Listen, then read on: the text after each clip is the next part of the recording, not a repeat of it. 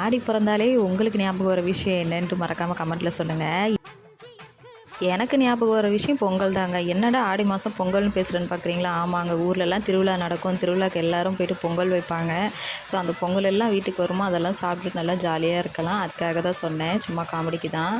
ஆடி மாதம்னாலே திருவிழா தான். எல்லா ஊர்லேயும் திருவிழா நடக்கும். எங்கள் ஊர்லேயும் அதே மாதிரி தான் திருவிழா நடக்க போகுது. ஆல்ரெடி நடந்துட்டும் இருக்குது.